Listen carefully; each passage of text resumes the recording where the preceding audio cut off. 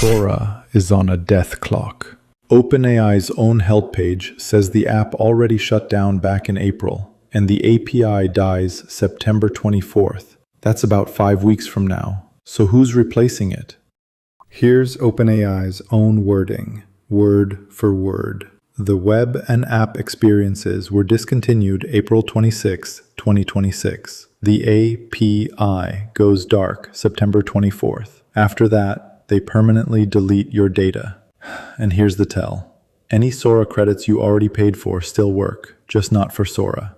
They work for Codex.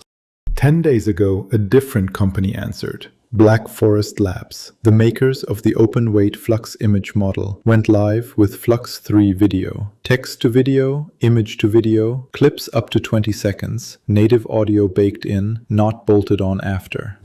Here's the part that actually matters. Video continuation. Feed it 4 seconds of a real clip, tell it what happens next, and it keeps the camera move, the dialogue, the audio going.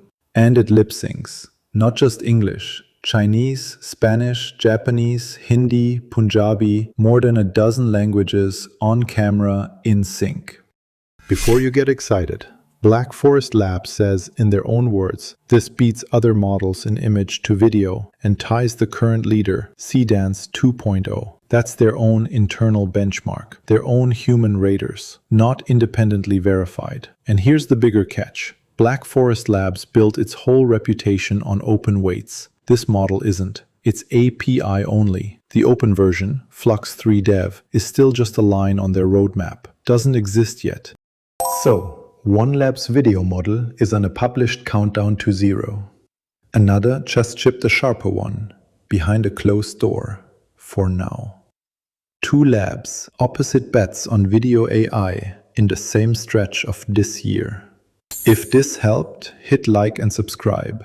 More of this every day.